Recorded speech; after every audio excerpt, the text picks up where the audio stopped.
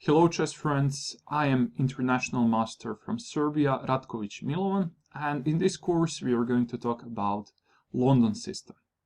London system is very popular opening nowadays because many strong grandmasters play it, especially world champion Magnus Carlsen. It arises after d4, d5 or knight f6, and then bishop f4, or after d4, knight f6, knight f3, d5, and then bishop f4. So this opening is called London system. Why system? Because it's not important what your opponent plays. You can always use this. You can always play London system. That's the point. So basically, whatever black does, you can use London. Also, there isn't so much theory here, and you will learn this quickly. And here we are going to talk about some principles, some plans and ideas you will definitely need if you decide to play this opening. So let's get started. First, we are going to start from the main line. So in the first 3 hours we are going to talk about main line. So what is the main line here? When white play d4, black is going to play knight f6 or d5, bishop f4, d5, e3, e6, knight f3, and then c5. You see black is going to try to create counterplay in the center immediately. After that, we're just going to play c3. Usually in London system we don't play c4. There is only one exception. We are going to work on that later, but basically we create this pawn structure, this pawn formation in the center: c3, d4, e3. Remember that. After c3, black plays knight c6, and then white plays knight bd2. This is typical position in London system. So you will see, if you play this many times in your career, you will have this position. After knight bd2, black usually play bishop d6. Why? Because it's good for black to simplify position. It's good for him to exchange as many pieces as he can, because he's black, you know. And now when white takes there, black takes, black can play e5 soon, and then his light colored bishop will be developed. After bishop d6, of course, we don't want to exchange bishops. Instead, we are going to do this: bishop g3. Why bishop g3? Because we want to keep tension on h2b8 diagonal. And now after bishop g3, if black takes, our h pawn is going to take on g3, and then h file will be open, which is good for us because our rook on h1 will be very strong. After bishop g3, there are a few different variations for black. Let's start from bishop takes g3. As we said, we should take with our h-pawn, of course. And then you see that our h-rook has already open file. Yeah. After h takes g3, black play queen d6. Why? You see that his light-colored bishop is still there. It's not developed. So black is trying to push e5 and then to develop that bishop on g4, f5, e6, and he's good.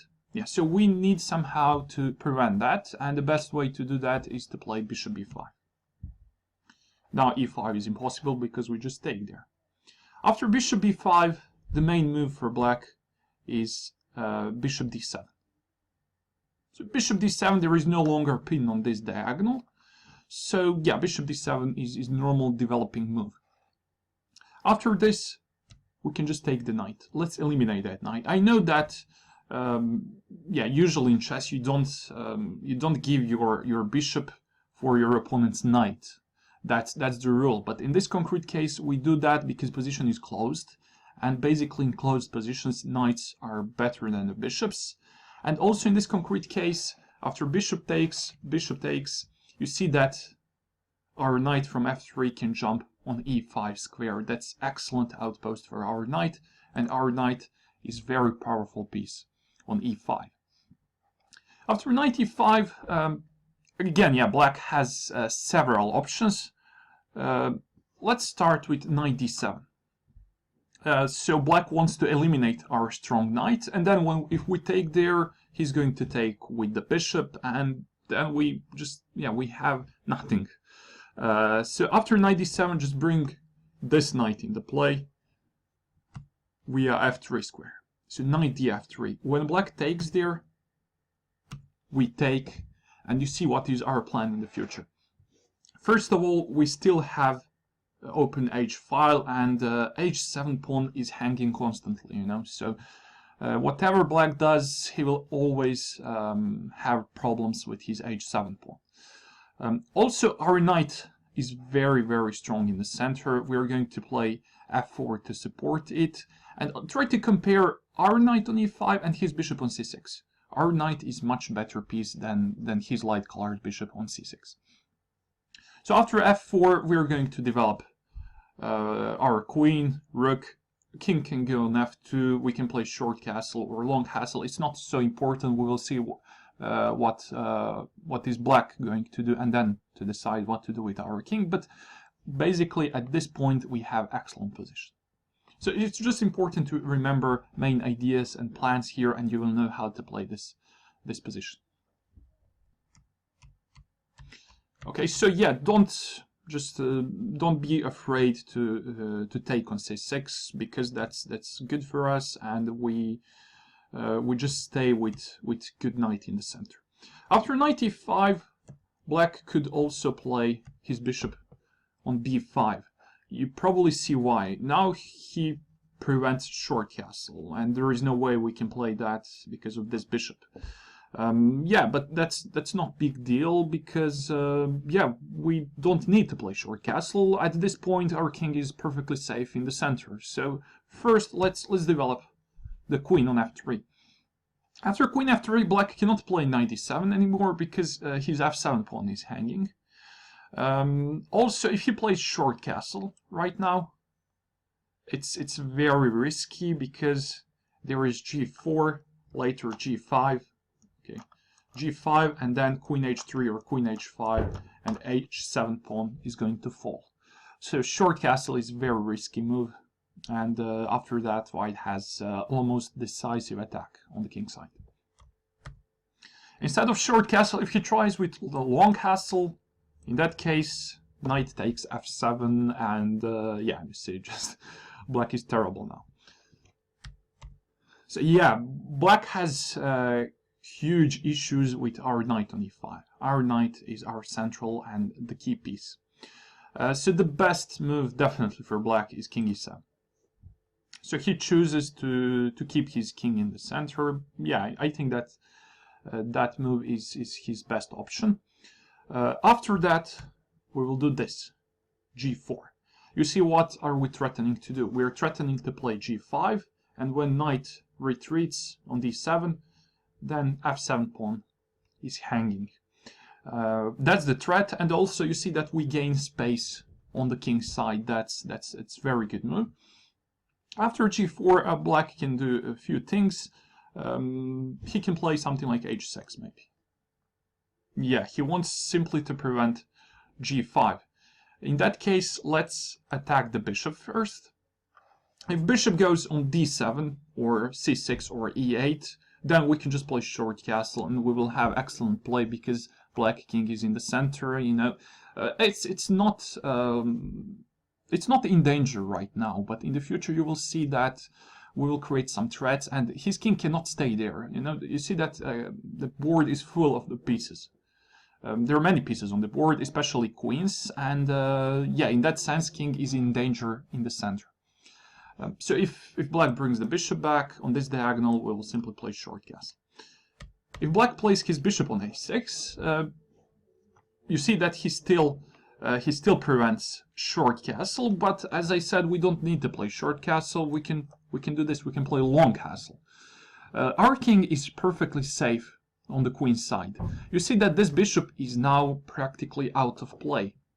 You know, just I like to say that this a6 f1 diagonal is empty diagonal.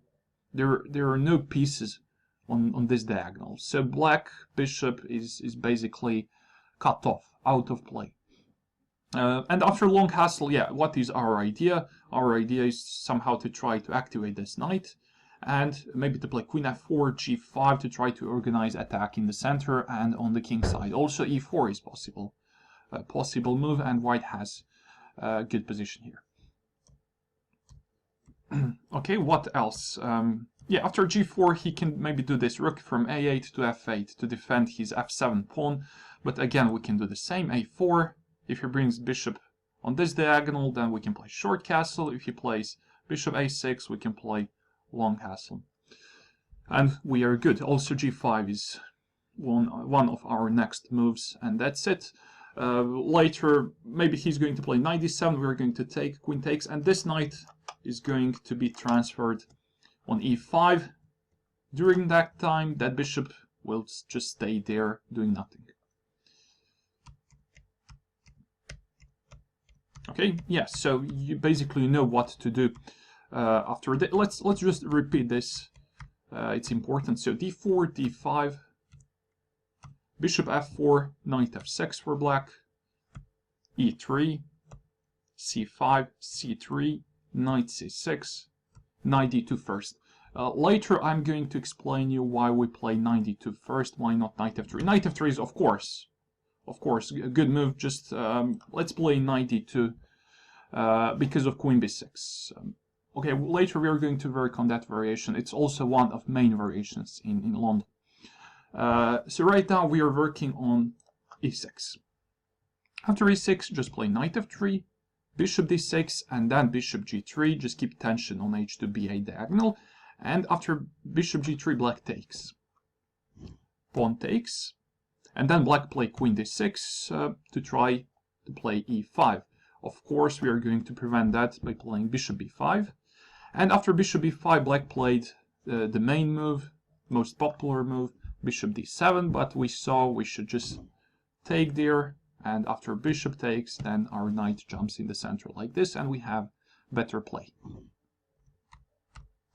Instead of bishop d7, black could also play knight d7.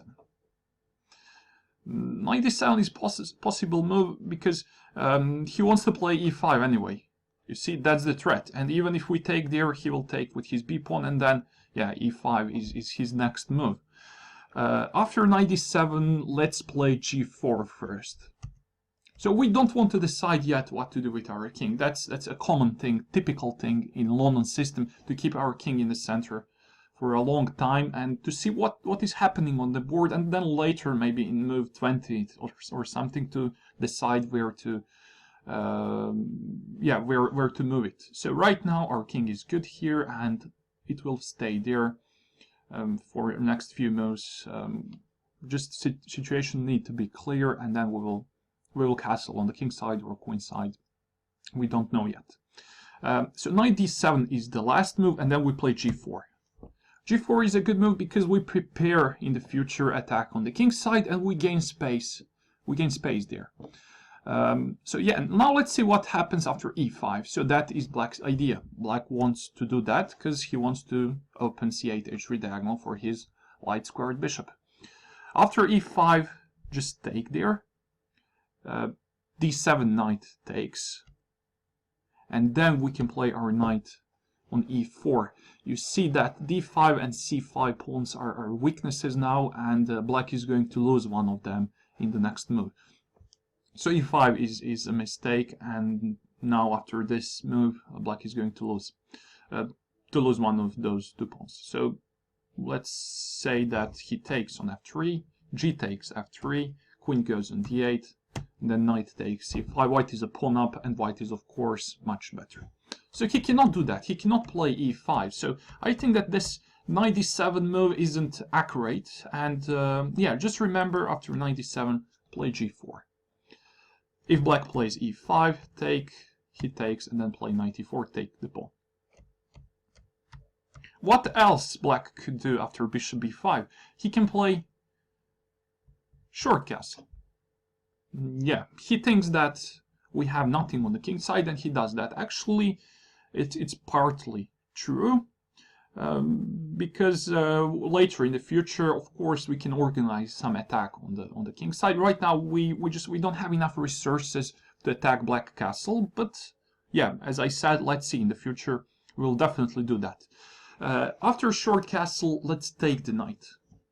As I said that before, it's not big deal if we give our bishop for his knight, because later we are going to have this excellent outpost for our knights. After bishop takes c6, he takes with the queen. That is actually a mistake, because we can jump in the center like this. Queen goes on c7, and then g4. You see what's the plan. We are planning to play g5, knight goes back on d7 or e8 or something, and then queen h5 and h7 pawn is going to fall. Yeah, you see, I think there is no good defense for black. He can try with h6, but h6 is just a weakening of his king side, and after that it's just a matter of time when we are going to create decisive attack on his castle. So basically, queen takes a6 is a mistake. It's much better to take there with the b pawn. After b takes c6, we are going to play queen a4. Now, yeah, we don't have like we don't have enough resources, and it will be too slow to attack black on the king side. So if we play knight e5, for example, that would be a slight mistake, because black can take here. Maybe c takes or e takes, and then c5. So black has instant counterplay in the center, and now it's not easy, it's very complicated, and yeah, it's much better to play queen a4. Now let's create some threats on the queen side. You see, what are we planning to do? We're planning to play queen a3, and yeah, to grab the c5 pawn, because there is a pin on a3 f8 diagonal. After queen a4, black has a few possible moves to play. The first one is c takes d4. He wants to get rid of his doubled pawn on the c file. Yeah, that's of course possible. Then we take with the c pawn. Rook b8 maybe for black, and then just short castle. Our king is the safest on the king side right now, and black has two serious weaknesses. a7 pawn and c6 pawn are in danger, and we are going to play something like rook ac1 to create pressure on that pawn. a7 pawn is hanging, as you see right now, so he needs to do something about that. And yeah, it's not easy position for black. So for example, he takes the pawn on b2. We can take on a7, and you see what is white planning to do. Rook from f goes to c1. Then this knight from d2 goes to b3, and then jumps to c5, and you see that c6 pawn is isolated pawn and its weakness, so we are going to create pressure on that pawn. One more thing, we have very good a pawn, that's passed pawn. We are going to advance it, and who knows, maybe that pawn is going to bring us a victory in this game. Yeah, it's not easy situation for black on the queen side. You see that he has weaknesses there. So yeah, after b takes c6, we played queen a4. We were talking about c takes d4. Instead of doing that, he can play rook b8 straight away. After that, just take the pawn on a7. If black takes here, then his c5 pawn falls, so he takes on d4 first. C takes d4, rook takes b2, and then short castle. You see what is our plan. It's the same position as before, it's just different move order. It's the same, rook fc1, knight b3, knight c5, and so on.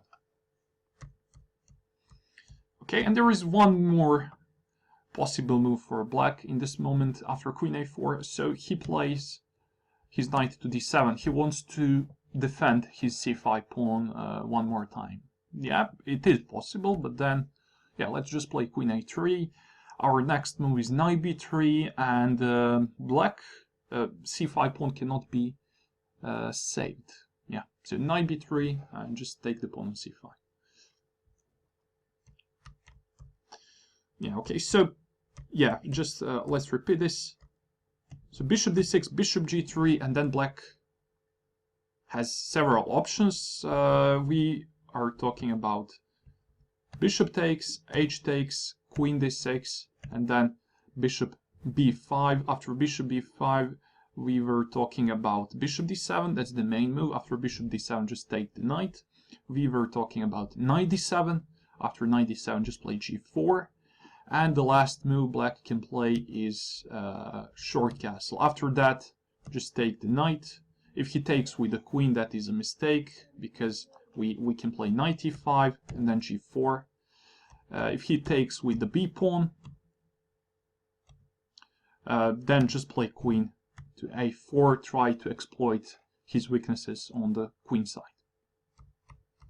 Okay, now let's talk about something else. So bishop g3 is the last move. What happens if black doesn't want to take on g3? Instead, he plays something else.